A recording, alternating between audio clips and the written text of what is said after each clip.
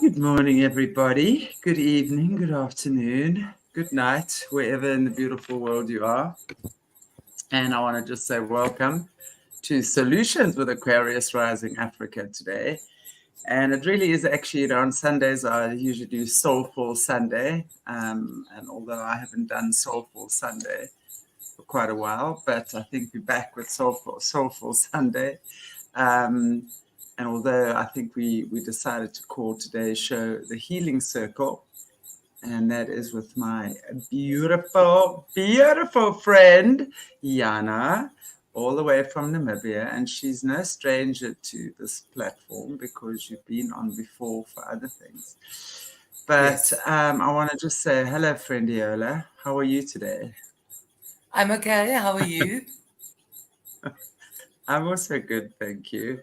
I know it's quite nerve-wracking, so I know you're probably sitting there munching on your nerves right now, but it's all good. So I know it's not a happy, I want to call it a happy topic, but I think it's so important to be able to talk about these things, right? Because I think one of the things you actually said on your Facebook thing was the only way is through it, right? To move through these situations and share. Yeah. But yeah, Absolutely. so for those of you who have just joined, I want to just sort of introduce you to YANNA as well. And for those of you who know me, she's been one of my nearest and very dearest for how many years now? 2006. When did we meet? I don't know the math. 2006. It was 2006. So like 18 years you've been in my life. That's a long time. That's a long time. Ask any teenager. It's a long time. Yeah, exactly. So we met in Namibia, actually, when I was working there. And YANNA was the editor of the magazine. And we were doing interviews. And we just kind of, it was one of these friendships that you just, when you see each other, you know each other. We know each other's souls and spirits from a very, very long time ago. And your birthday is a week after mine, although not in the same year. But our sons are also born on the same day, although not the same year. So that's always interesting to see these connections. Yeah. But it's been a very, YANNA, you just is one of the bravest and fiercest. I mean, this chick was like hanging out with lions and raising lions and, all of that stuff. So, you're definitely one of the feisty, saucy ones. But recently you've experienced something very tragic. And I think that's also why we want to talk about it, because I've also noticed, and I was like saying, well, 2024 is going to be a year where we do the high jump and the long jump and the what have you, right? But on your birthday, and I just want to mention this to the guests as well who don't know, but on YANNA's birthday, which was on the 17th of February, a week after mine, her partner shot himself in her driveway on her birthday. And that's literally exactly a month ago today. And today's also a special day for you because it's your father's birthday as well. Yeah. So he would have been 91. Yeah. My father would have been 90 this year. Actually, I worked it out the other day. I was like, what the hell, man? Anyway, so it's such a hectic thing to go through, right? So I know that you've agreed to talk about it today, and it's like it's like a month, literally a month, and it's an important milestone, I think, as well. But as you say, the only way is to go through it. So do you maybe perhaps just want to share something? I feel like I'm hogging all the airtime here. Do you want to maybe just share something? Yeah, it's suicide. I work in news, right? So suicide is a crisis in Namibia. We know per capita we have a really, really high rate, but it's not a part of my life. It never has been. It's not a part of my framework of reference, and it's not really a news story, unless it is data and stats until it happens, and Right. life is so fickle. It's from one instant to the other. I was 5 meters away from him. I just heard the shot. I didn't see it happen. And in 1 second, everything changes and everything is unsure. Yeah. And it's just, there's so much violence and shock that obviously I went completely calm, and I knew that there were certain things I had to do.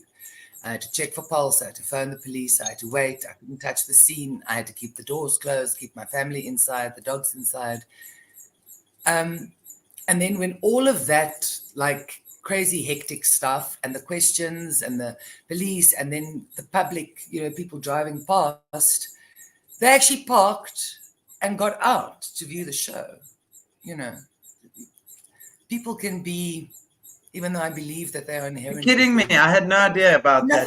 So what you're saying, because my neighbors picked up a toddler so he could see over the wall. Yes. We had so many cars here outside my driveway, because obviously the police are there. The ambulance is now left but everybody's got lights on, and it's nighttime, it's evening time, and and then they actually stopped, Chantelle. They stopped to come and look, because the gate's open, there's cops, bodies lying there. They stopped to come look. It's remarkable. And it's remarkable that I noticed that at the time. No. I didn't. The police sent a social worker, and she was with me. So I was just trying to cope with what had happened. And then it was about an hour and a half later, I realized I have to let his family know. So, but yeah, people, hey, it's remarkable. Just standing outside of my driveway in the street, just looking at the spectacle on a Saturday evening in Kleine Cooper. Fabulous. So yeah, a lot of shock, very difficult. It took long. The police left at about 11. It happened at about 20 to 7. And I don't know, I remember every detail, but everything's so vague. And I cried, I wailed after they left, and then I fell asleep. And then I woke up at 2 with that realization, and then immediately you're awake, immediately. So I don't know how I got through that Sunday. I know I WhatsApped you and said, we need to talk very urgently. And I WhatsApped work because I was on duty. I still did some news stories that morning because it starts early, just so that everybody could just wake up and get to the program. And then the process started. You've got to clean the blood. You've got to take the calls. Well, one thing, yes, and yeah, lots of wine, I think, at a time like that. My goodness. Yeah. But I think, I was definitely an early call, and definitely insisted we talk. But there's for me, I looked over at him because I sort of leaned back and I saw he's not standing there anymore. And I ran forward and I looked over and I could see he was dead. And all I said was, Moxie, no, she'll do it. Yes, do it. I ran in and then I came out, checked pulse, and then ran in, got the dogs and everything. Closed the door, phoned the police, and then I came back out and I sat with him. I was from the very first moment, and I've never been angry at him so far. I've not had anger. I would like shake my head, stupid. But stupid for me because I'm reasonable, right? I mean, suicide is unreasonable. So I can't judge it, but I was in complete acceptance of what had happened. And the next morning when I was cleaning the blood, Jean came over and he's like, no, we've got to get, I said, it's my job. It's my job. Yeah, I felt it karmically. That was one thing. I mean, I know obviously speaking with you and D'Artagnan on that Sunday. D'Artagnan is Yanna's son, who's 15. Thank God he didn't see it as well, but he was very aware of what was going on. It was so interesting what D'Artagnan said. He heard, I don't think he heard the gunshot, but he heard the gun fall, right? Yeah. And then he got up and he walked down the passage to come out and see what was going on. And then he stopped and just felt like, no, you shouldn't go out at all, right? And thank God for that, because I think that was something he didn't need to actually observe, right? But I think one of the things that you were insistent upon, and I was saying to you, okay, can we not just get somebody to help you clean up?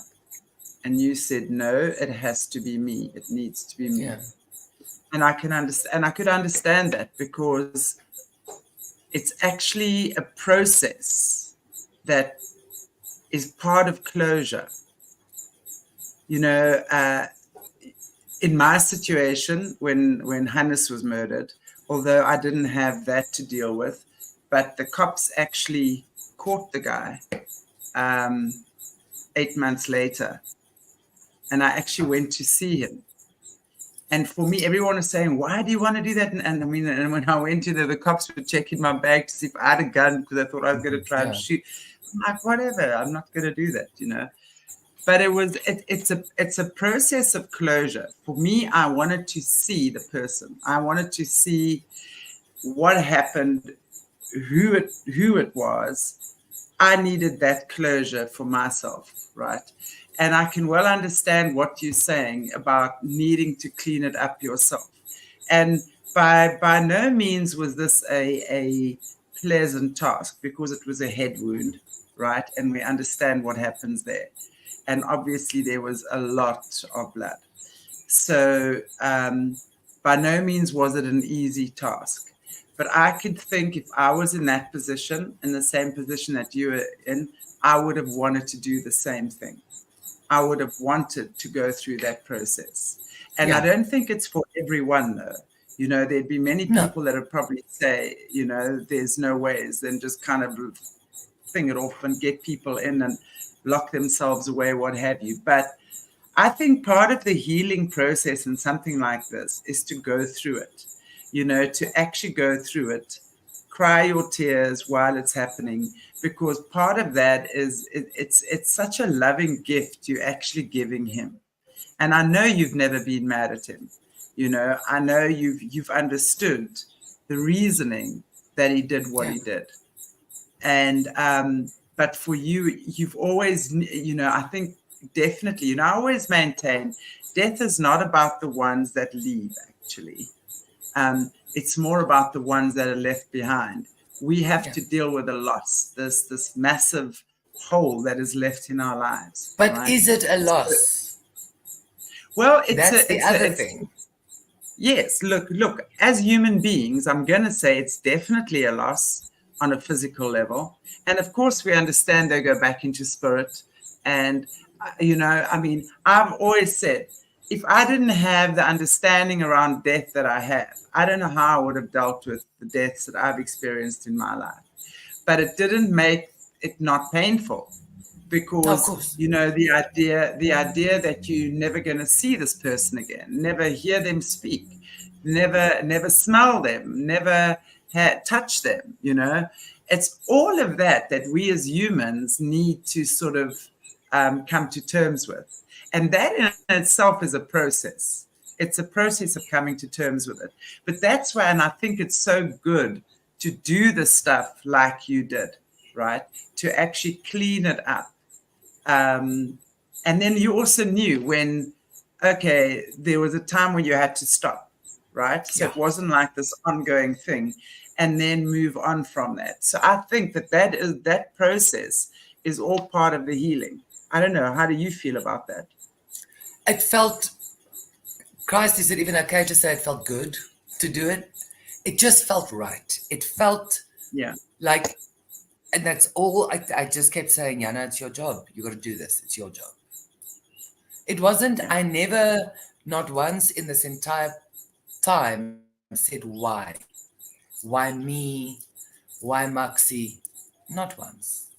When Yeah. something this egregious happens to your soul, you got to know that somewhere there's fireworks. Somewhere something massive is being planned because this doesn't happen.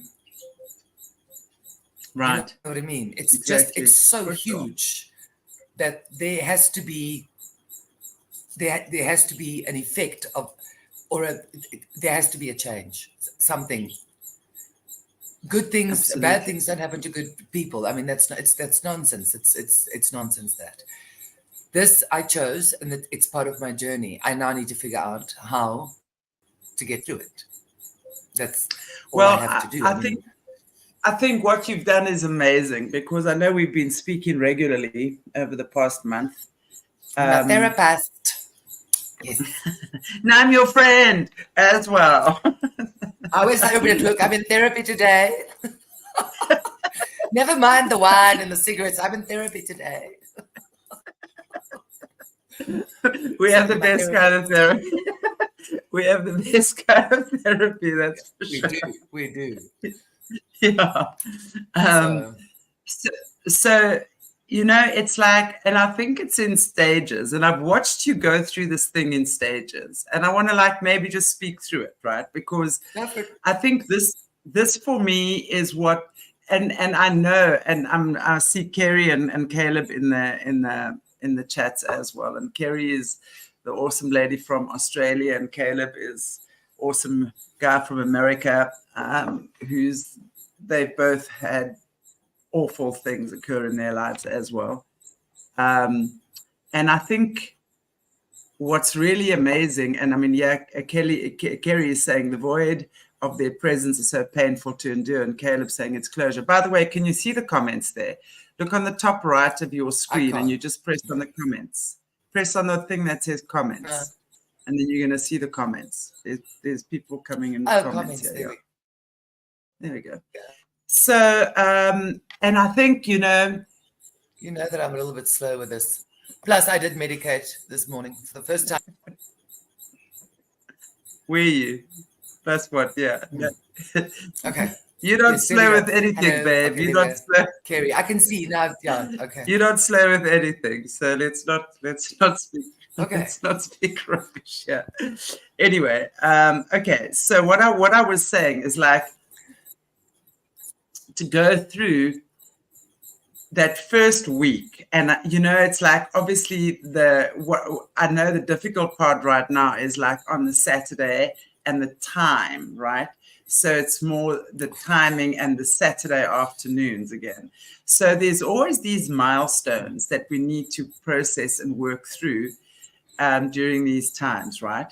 So the first week on that Saturday was his memorial service. So of course that's when Yeah. his children were coming from overseas and family and stuff and going through that, right? After that, I know that was 3 weeks when you actually went to the crematorium as well, and you were there when they Yeah. cremated the body, right? That was So I Monday. think stuff like, Yeah. yeah, maybe talk us through the Mm. different stages that you went through, like the different milestones that you reached. I feel like I've just been rolling like a bag of laundry down a hill, actually. I don't know about milestones. I know Saturdays are hell. It was very difficult for me. I went back to work the Tuesday because I needed a reason to brush my teeth, literally, just and get out of Yeah, pajamas. yeah, So I went back to work. I wasn't on air, but I did the news, and that helped. That first Saturday was pretty easy because I was at the coast because the memorial was at the coast for his parents. I was very scared because he died by me, but everything was fine. Well, as fine as memorials can go. I wept like a demon bitch that day. And I was very sad that whole Sunday. And then the Monday we drove back. It was also our president's funeral that Sunday. And so the Monday was a public holiday. So the Monday, D'Artagnan and I drove back. And then we sort of realized we've got to get on with the process of living. There was still some paperwork which I could sort out, and then they finally let me know. I mean, I had to go to the state mortuary that Monday after he died to identify him, but I'd run this road with my dad, so I sort of knew what to expect. But Monday for me was it was a striking moment. I was there with my dad as well, but it wasn't the same. When he had, obviously it's just a cremation coffin, and it's not a public thing. So Patrick, the city of Windhoek worker, was there, and he handles death in the most incredible way. But when he finally, it was about 1:30, when he finally pushed him in, and they just have the paper because they've got to obviously identify the coffin, and they had his name and his birth date and his death date. And as that went in that moment, I knew that we'd be connected forever, because it was his birthday and my birthday. Yeah. It was, and I felt so much light at that time. I felt like light, just so much light. It was just the most beautiful, quiet send-off. You know, it is, sorry. I'm good. But yeah, that for me was a big turning point. But then along comes Saturday afternoon again, and it gets tricky, you know. It gets tricky. We know all these things. I know he's in spirit. I know he's helping me to heal. He's working really hard with me. But yeah, it's this dimension. Yeah, absolutely. I promised myself I wouldn't cry.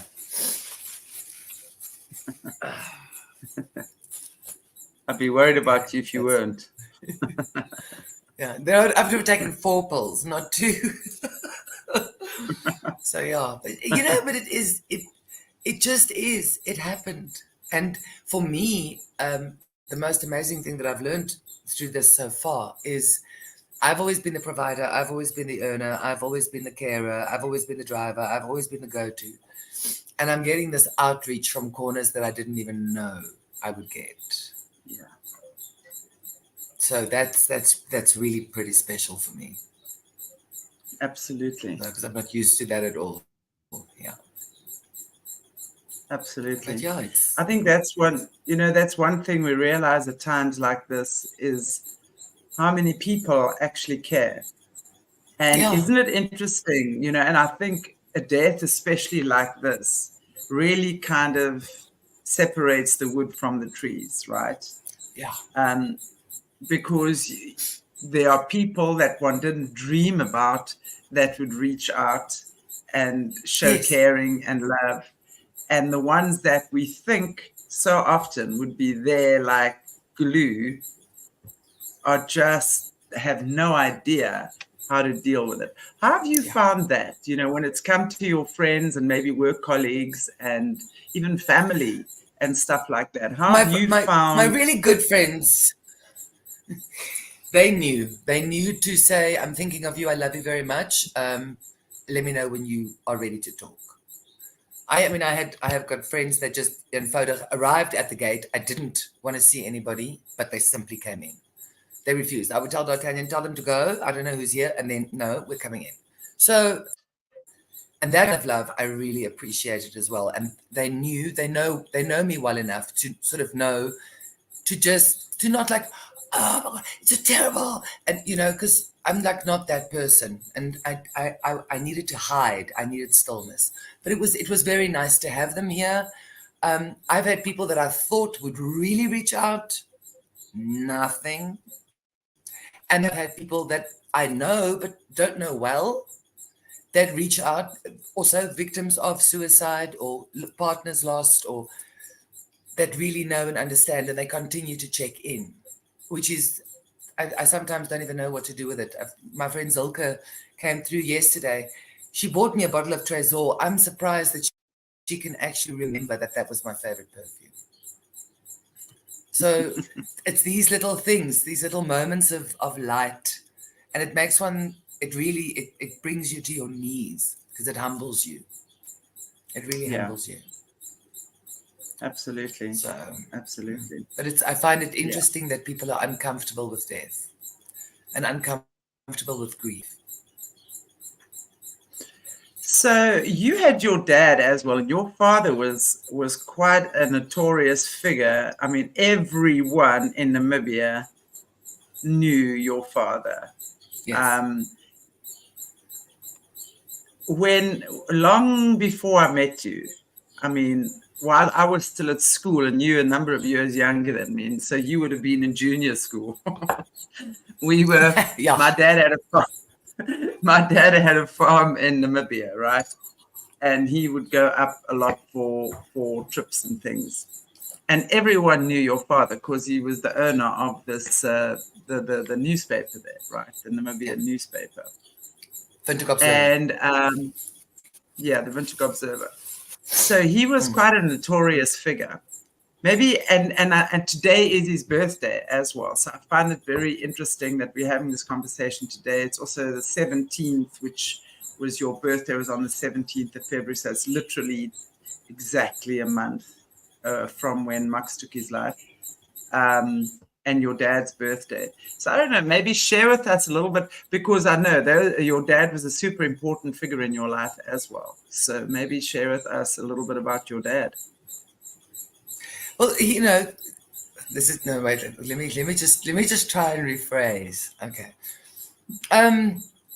Fathers and daughters have difficult relationships, especially if they're very similar. So we had a very difficult relationship growing up, and well, when I was very little, we were very close. But from about the age of 12, 13, things went awry and it just wasn't working well. But I always loved him dearly, and I always found him to be very magical, and I'm very proud of my surname. So I was always proud of that. And I understood that as a journalist, as a man, and as a father, these are different things. And they don't necessarily, just because he wasn't the kind of father, or he wasn't giving me the fathering I expected, didn't touch the journalism part. He was excellent in his work. But when he died, my father was a muckraker, and that followed him. So he had Alzheimer's, and it was diagnosed super late. He was already at phase 2, start of phase 3. So my dad was diagnosed on the 29th of June. He died on the 5th of August of 2008. And so it was really quick. And some people thought that we might have poisoned him. So there was an official inquest launched by Colonel Marius Visser. Those was still colonel, not commissioner. And obviously we were cleared, but that was how that whole police process and identifying him and blah, blah. But he didn't want a memorial at all. So the only way I knew how to say bye was to go to the crematorium. And that death for me was almost harder than Mux, because Mux was so in my face. There was no way, because I remember when I got to the office the morning that he died, I couldn't say the words. I phoned my sister and I said to her, "Your father has died." I couldn't tell the staff. I had a colleague tell the staff. I couldn't say the words. It took me a week to realize that my father was dead. The next week, Friday, it's actually longer than a week, I came to terms with the idea that he's gone. So that was actually harder than this. Even though I had to cover him in the hospital, I had to cover his face, and I had to help my mother pack, and I just didn't. Did you find that Max's death kind of brought up the unhealed stuff with your dad as well? Because if you say that you're okay, but I want to just ask you this: if you say that you weren't able to talk about your dad's death and hadn't really dealt with it in the way as it sort of came up, right? But with Max, you found it a lot easier, although Max's death is a lot more traumatic. I mean, he shot himself on your birthday in your driveway. I mean, that is a very traumatic thing to deal with by anyone's standards, right? So, you're saying that there was nothing, there's no really, because I would imagine that the unhealed or the hidden stuff that you would have had with your dad, this would have brought up, Max's death would have brought that up as well. You haven't found that? I haven't found that. Maybe it'll come, but since my father's been dead, he's been really nice. So we have a really good relationship now. That's what I wanted to say earlier, and I thought, well, maybe not. But he's been really cool, He's totally cool. Every time I see him, he's just so bloody happy, and he's just smiling and just carrying on. He's just so happy, and he's been so supportive and so around us all the time. That D'Artagnan, who never even met him, he died August. D'Artagnan was born November. He feels him. So and the feathers, they're everywhere. So he's all around.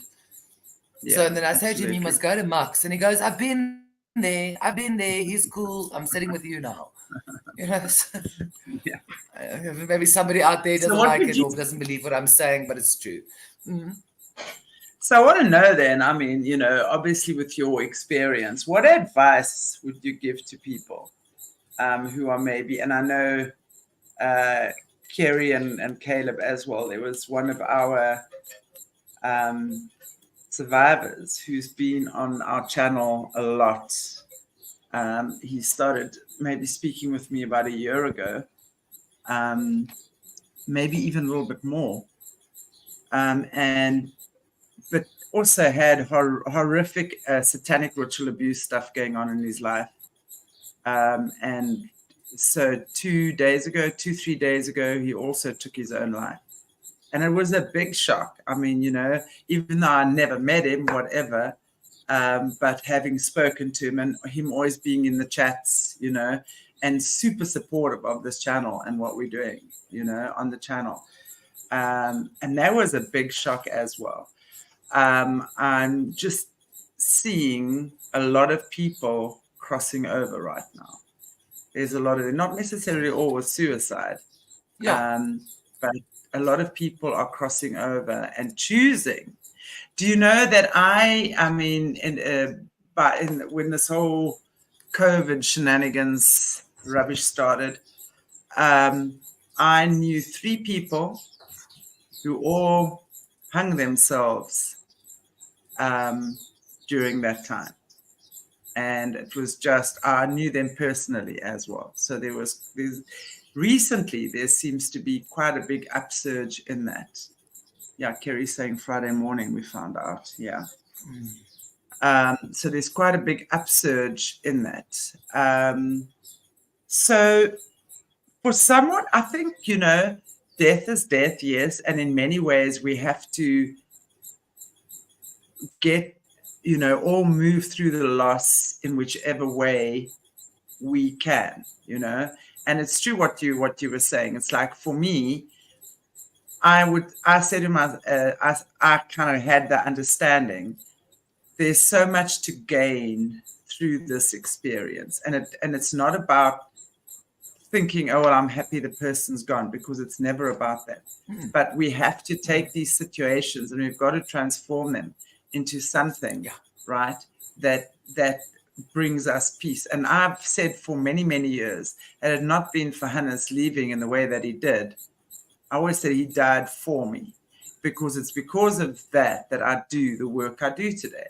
It catapulted me into absolutely understanding that at any moment, either you or someone that you love can no longer be here. So if today was my last day on earth, how would I like it to be? And I don't always say I've lived according to that, because there have been days I've been very badly behaved. But, it's more understanding on a greater level that our loved ones can leave at any moment. So what would your advice be, having been through what you've been through? And I know it's still early days, and I think that's why I'm still asking you, because I know it's raw for you. Sort of what steps, like for people who are going through something similar right now, what steps would you, through your experience, advise? You got to acknowledge that your heart is ripped out of your body, that this cavity is open, and it's bleeding. You have to acknowledge that. You can't push it away. Sure. You can't try and medicate it away. You can't, there's nothing. You have to acknowledge, and you need to, and that's what I keep telling myself. I am sore. It's sore. And I am sad. I never tell anybody, says, well, in the last month, I don't say I'm good. I say I'm okay. And then after a couple of days, I had 3 goals. I needed to shave my legs, clean my desk, and cut my toenails. It took a long time to get those 3 things done. I think I cleaned my desk over 2 days. Obviously the toenails, I've got to cut them all at once, but I did those first. And when I did that, ridiculously, I felt like, okay, I can still cope.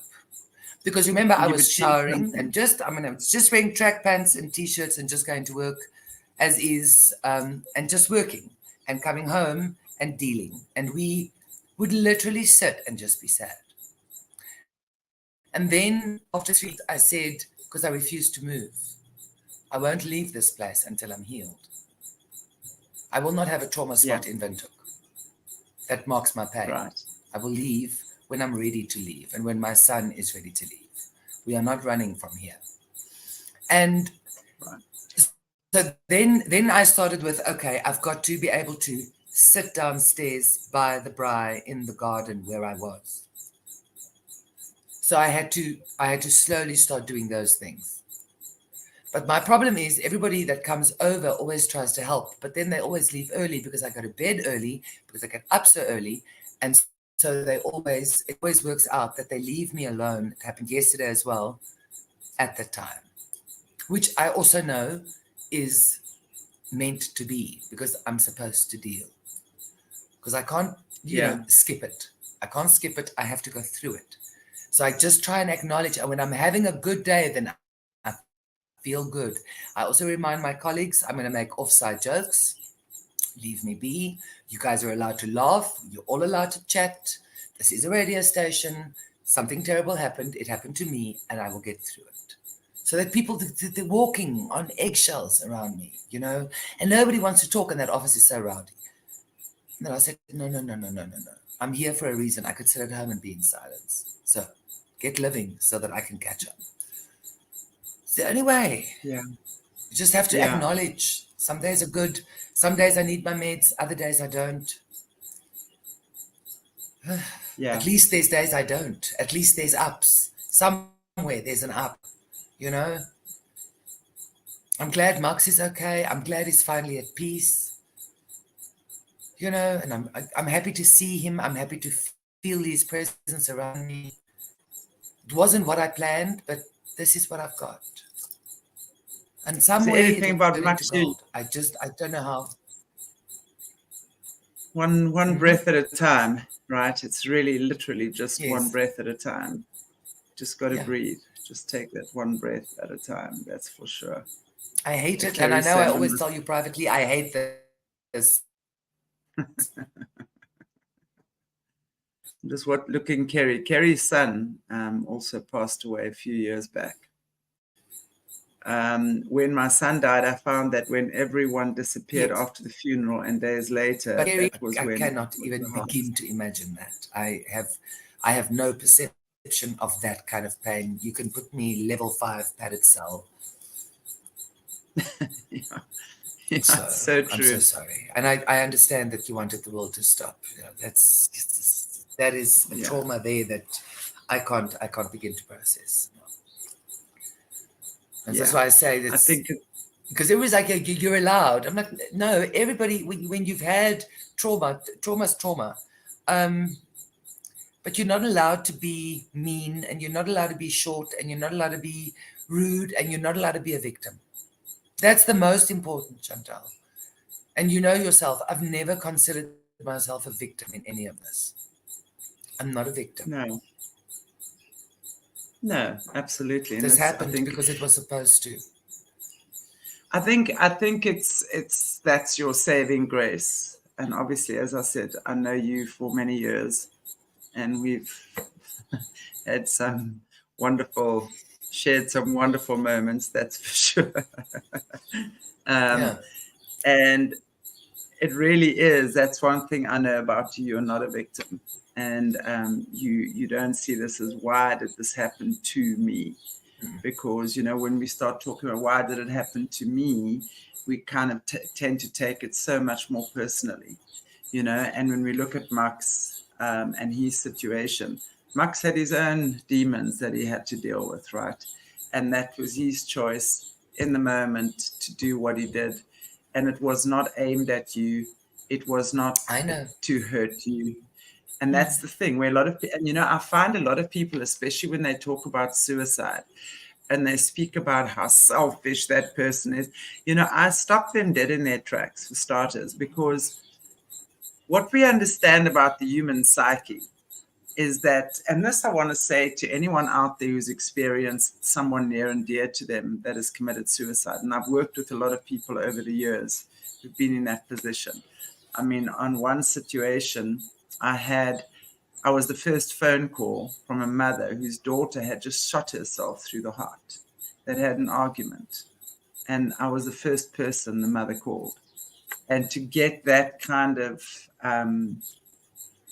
pain, that kind of sorrow, and she kept saying, why did she do it to me? Why did she do it to me? She wanted to hurt me. Why did she hate me so much? And it took me a while for her to get her to understand that she didn't do it to you. Let's look at the human psyche. The human psyche will hold on to life at all cost. Let's look around you. I mean, think about how we defend ourselves when our lives or our children's lives or our loved ones' lives are in danger.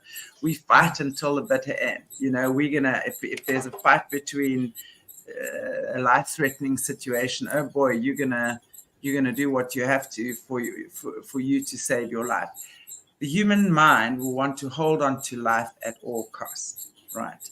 So when somebody chooses to take their own life, we must really understand that it's like a switch inside the mind or the brain that has just flicked. And it's unreasonable. Your mind has got reason. When a person kills themselves, they have no reason. There is no, exactly. And I'm saying that, but it's like they've gone flatline. They've already flatlined something inside of them, and it's usually because of continued trauma. And everyone deals with trauma differently, right? Some people can deal better with trauma than others. Not everyone is wired the same way, but it's usually consistent. It's almost like hitting that person on the same spot, day after day, year after year, month after month, whatever, until eventually they say, well, I can't do this anymore. Now I'm just going to end it all because I just can't bear the pain. The pain is too much. It's usually the pain or the fear or whatever it might be that is too much. We saw men, I remember many years ago when the Great Depression was on, jumping out of buildings and killing themselves. When the stock exchange crashed, they lost everything. They had no idea how to deal with picking themselves up and their families. So that was like just, so there are many situations we can look at. And I think it's important that we don't judge the people who choose to take their own life. It's a choice they make, right? It's a choice they make for where they are at in that moment. So to respect they're not the thinking, shame, Yanna's going to be able to walk on a driveway. There's probably going to be a lot of blood. It's her birthday. He's not thinking any of that. He needs it to end. Yeah, exactly. I know that. I'm very well aware of that. So it's just this thing. It's like a pile of shit that I'm sitting with that I need to just dissect and deal. That's what I need to do. Yeah. There's no blame. I'm not a victim of it. Just one breath at a time. And I asked for this. Yeah. It's horrible. We always ask for life, nothing. I'm a great believer in everything that occurs in our life is an opportunity. Do we see the devil or do we see God? I choose to see God in everything and not the devil. I always look for the opportunities that situations can bring us. So And when Got to you know, turn when this we into talk about, gold. yes, exactly. So when we talk about turning pain into gain, it's not a materialistic gain, it's a spiritual gain. Because as I said, you know, my traumas around death and murder and stuff like that have been about gaining spiritually. It's because of that I do the work I do today. And it's like, since I've started doing that, you know, I've had incredible downloads, just knowing how things work, just knowing how to deal with that person that's sitting in front of me right now, just knowing what the right words are to say. But that I would never have been able to do that had I not gone through what I went through, right? So there's not a victim mentality in that. And although in South Africa, when you're dealing with that kind of stuff, it's very easy to become a victim of crime in this country, Yes. for example. So you can choose whether you become a victim of your circumstances. And anger, you know, remaining angry, because I also deal with a lot of people who've had similar type stuff and they just remain angry. They are so angry because life has been so shit to them. And I'm going, well, you can, you know, anger is like holding a hot coal with the intention of throwing it at someone. But the only one that's getting burnt is you. So let that shite go. And it's such a beautiful opportunity to take the inward journey and to just alchemize whatever on the spiritual level needs to be shifted. Yeah. And, you know, that's how we empower ourselves through situations like that. You know, I don't Eat the believe we ever elephant forget. bite for bite. Yeah. No, there's no way. But you have to just, your first most, and that I didn't do with my father, is you have to acknowledge. Yeah. You must acknowledge the giant of a thing that you are facing, that your heart is ripped open and that this is going to get hard. So you have to It's like, acknowledge that first. exactly that. Having open heart surgery. Once you do that, and without any anesthesia, and they're holding a mirror, so you can see exactly what they're doing. It's exactly that. Ouch. And then they mean they Enough. keep poking you. Yes. Grief she's a cruel mistress. Yeah. No, that's But we true. all have our turn. I mean, everybody crawls, everybody soars. We all have our turns. We cannot have the one without the other. We must know. Yeah, that's weird. Yeah. Okay, so is there anything you'd like to just share with us about Max? I mean, is there anything that, you know, something sweet, something nice, something treasured? I think that he had a feel for nature and for animals that very few people who knew him understood. Max was always, wild child, always ranger, hunter, blah, blah, blah, whatever. But in his heart, he was a pig kisser and a goat kisser and an antelope kisser and a lion kisser. And and it was the only place where I knew that Max was safe, where he felt safe because I could see it in him, is if he was with an animal. And animals would come to him. When Max was around, there was always a bokkie of some sort or something random that needed saving because they would find him, because he would bring them home. Whatever it was, whether it's a bird or a duikertjie or lion cub, it doesn't matter. He will find something that needed saving. So he was at his most beautiful when he was communicating with whatever animal he was working with. I saw that in him. And I knew I couldn't get in there. There was no way. He wasn't even going to let me in there. But that was his most beautiful thing. I have just the most beautiful memories of him playing with his lion. And it was the only time that I could see that he was truly happy.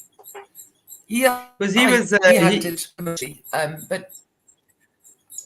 He was he tamed his lion, didn't he? Yeah.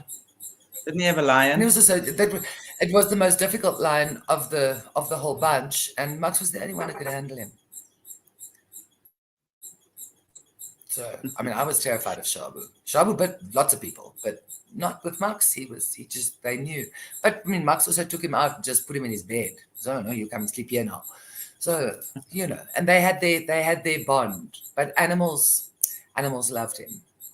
And children loved him too.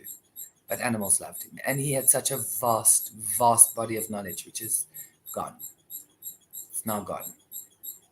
But I'll remember him with the animals. I'll always remember him. The way he looked at them, spoke to them, touched them. Just the most gentlest, beautiful thing ever. That's amazing. That is very amazing and very beautiful. My friend Yola. It was far gentler. It was far gentler than what people thought he was, and far more sensitive than what people thought he was. So. I think, we have a perception of people, and we tend to judge people merely by what we see. And, on the surface many a day. But when we start having conversations with people and we start getting to know them on a deeper level, that's when we start seeing the layers, right? And everyone has those layers. And I know that with you, you've often spoken about him in that way as well, with the animals and how at peace he was in nature. And I think it's beautiful what you just said, how you're going to remember him and how you'd like to remember him is just those peaceful moments where you saw in his eyes how he was feeling and how peaceful he was. Where, a lot of people, I think, just have a hard time dealing with the world and its shit. But when they get to stuff like that, I just want to see Kerry saying, as well, when my son died, I was where you are right now. But over time, I began to see my life was thrown into another trajectory. Yeah, and we know that as well, right? I learned to embrace everything new, people, places, time. And I think that's something death certainly teaches us. The death of someone so near and dear teaches us to live. And I mean, I know not too long ago, in fact, I had a show with Catherine called Living the Gift of Death. I was doing talks after Hannah's died called Living the Gift of Death, because it doesn't have to be the end of your life. Yeah. No. It's the beginning of a new chapter, and Amin Daya. Yeah. Yes, of course. I met him. Amin Daya is a spiritual teacher, and he actually lives in Dubai now, but he's actually from Africa. He's half African, I don't know, whatever. But anyway, and I remember many years ago, not long after Hannes died, he said to me, where he is now, he can be of so much more assistance to you, because spiritually, they all just they go back to God, they go back home, but the spirit lives on, and it becomes like just all encompassing. So it's really amazing. We start looking at how these situations can really move us forward. And as you said, Kerry, things and people that I would never have met or done otherwise. Exactly. Yes, or done otherwise, because you're forced out of your comfort zone, right? Yeah, exactly. And it's so true what you're saying. You're forced out of your comfort zone. You are forced out of your comfort zone. You're forced to deal with emotions you've never had to deal with before. You're forced to deal with the reality that you've never had to deal with before. And that's why I also know people have experienced similar sort of stuff, and they just lock themselves away from the world, and they then have 100,000 cats or 20,000 dogs, which is beautiful. Don't you start becoming like that, because that's also very much like you. I want to just read some of these. Yes, don't you dare now start adopting all the dogs in the neighborhood, Yana. You already have about 10. No, I don't have money for all the dogs. Eric, I'll do that when D'Artagnan's out of my wallet. I'll do that. And then we're going to open up I like the treading a water cow is very sanctuary. true. Mm.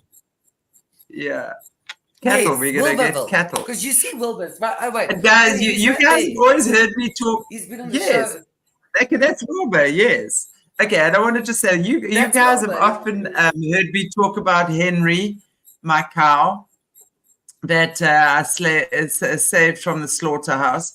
This is his other brother. Yanna and I bought Henry. He was on his way to the slaughterhouse. And we decided not a effing chance is Henry going to end up a steak on anyone's plate. So we bought him. And he stayed with Yanna on her plot. And then later on, he went to the farm of a vegan farmer. The vegan farmer, right. He's got like 30 cows that he can't slaughter. He's just feeding them. And he loved sweet pods, which is a type of like a pod that grows on trees in Namibia. So every month we'd buy him his bag of sweet pods. And then the one day he just died. But I was snake. I think he stepped on a snake. Yeah. Well, I was very happy that it and I mean, you know, we were able to keep our promise to him that he was not going to end up a steak on anyone's plate. But Henry lived the life. Henry lived a very was also not a steak on any plate. Yeah.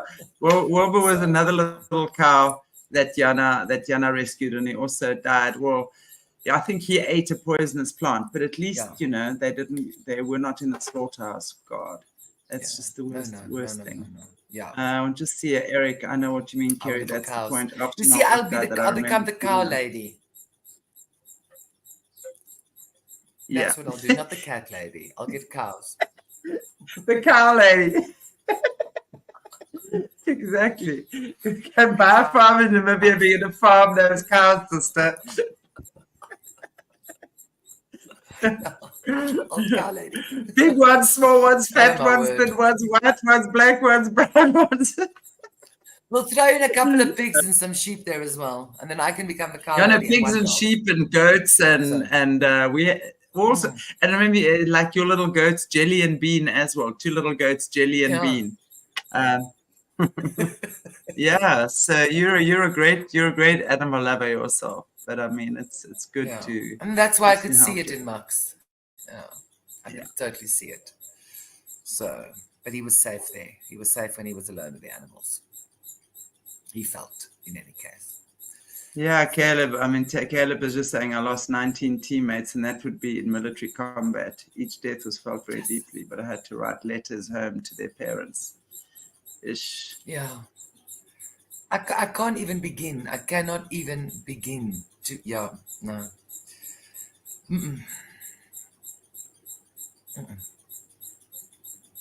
Yeah, and it's so true. You know, Eric, you're saying it's like I lost my rudder. You know, you know, used to steer a boat. I didn't even know which direction. You don't know which direction. Yeah. But then it's okay, Eric, then you float. Like you just, and that's what I'm doing. I'm allowing myself to just float. It'll come back. Yeah. Some days, as I say, today was not a good day. I agreed to this talk on a good day. But yeah, this morning was not. I did give you time to opt. I did give you an opportunity to opt out. But what did you say? No ways. I'm not opting out. Yeah, the only way out is through. So let's just do it. You see? So here I am. Exactly. And I cried online. Chantelle, I don't even cry before the people that I know.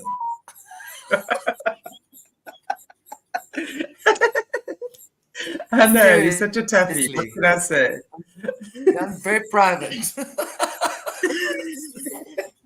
Well, at least you got a chuckle out of you as well. So that's a really cool thing. Yeah, I haven't had a good laugh in a while. So that was nice. I am very grateful that you have chosen to speak to us today. And I want to just thank everyone in the chats. Caleb, Kerry, Duke, like the crazy Russian cat lady. Yes. Have you seen the crazy Russian cat lady? She's just got like all these thousands of cats and she just like throws pellets and they just run and eat. Yeah. But there's some of those babushkas in Russia that keep bears. So I'll keep a bear. I'd keep a bear. Yeah, you could deal with a bear. I know you could deal with a bear. You'll have a few little lions as well, and a leopard or two, and a But then little daker called I'm eland. gonna need walls. Yeah, I'm gonna need walls because remember I've got the cows now. The lions and the Yeah, cows but are they're not not going gonna to eat the go cows well. because we're going to tell them, just like we tell the green mambas can't come into the property. They've got to slink around outside the property. They'll know they're not allowed to jump over the fence to eat the cows because you don't eat your family. It's that simple. Okay. Okay, we'll tell them. We'll see how that one works out. So we'll see. We'll keep them You're not allowed separate. to eat your They can call to family. each other over the wall. Yeah, Imagine, yeah, friend, not man. food. Yes, exactly. Crazy, but that would be a nice place to be at now, So away really, from guys, I want to just everything. say, yeah, I want to just say thank you so much for joining us in the chat and participating. And all of you who have lost someone near and dear, there's so much to be gained. This much I do know as well. And Yana, Just tread lightly. I That's love all you. I ask. Tread I love you lightly. dearly, my friend Iola, and we will get through this, step by step, day by day, one breath at a time. And that's all. I remember just saying that to Yana on the first day I was speaking to her. Just one breath at a time, and D'Artagnan as well. Just one breath at a time. As long as you're breathing, you're good. So.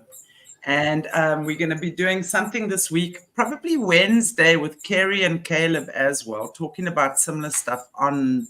And I'll tell you about it if you want to join us as well. As a belief, yes, Anna. I want to join. I want to see. Now, I want to watch it. Okay. I want to just sit back and watch it with like Well, wine and we're cigarettes. I think what we're gonna do is we probably might do a Zoom room. So people will be in, and there'll be people alive in the live. So it'll be with a group of people on Zoom, and I think that Duke, I'm so sorry to hear that. That's so crazy. My father died in a mental hospital in 1978. Sure. The things that people sorry. go through, hey, yeah, like I don't know who Duke is, but do you have to go through that? Duke, can you tell us how old you were when this happened? Because that's just terrible. Yeah. There's just, and we've got to be careful that the sadness doesn't become like a culminating sort of exactly where it consumes you, and that becomes your identity. And that's what I'm saying. And that for me was one of the main reasons that I think it's important that to have this type of conversation. Is that it's really, the trick is not to mind that it hurts. The trick is the trick is do not mind that it's true. Yes, Caleb. That is the trick. Do not mind that it hurts. You're 100% correct. You've got to just acknowledge that it's sore. Yeah, that's it. It's sore, and that's Absolutely. it. You have to. Duke says he never. And one day, I promise you guys, one day you wake up when you've allowed yourself to go through all of this. You wake up, and suddenly it's in your cells that it's okay. Suddenly it feels lighter. Suddenly you hear the birds sing again. Suddenly you can smell the flowers. Suddenly you feel the warmth of the sun on your skin again. In 1978, I was 9. That's very young. Wow, to go very, through very that young. But well. he says earlier there, Chantelle, that he didn't know him, which is even worse. Right. Yeah. That's almost sadder for me. Yeah. Well, I think, those of us who are left behind, we are yet to live, and we're going to make the best of this life. And we're going to remember the ones that have passed over with love and kindness and compassion, and respect the choices they've made, even though they might not consciously have taken their life on a spiritual level. They have chosen to cross over when they did. That's all part of their sacred contracts and their sacred agreements.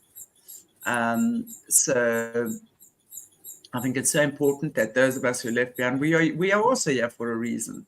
We are here to live. We are here to enjoy our lives. We are here to make the best of what this beautiful planet has to offer us, because it is a beautiful planet. There's so much beauty on this planet. There's so many wonderful things that we can do and share. And I always say, when we all link arms and help each other up, we're good. I Yeah, would and rather it's have the true. sadness 1,000 times over than not have had a day with Max.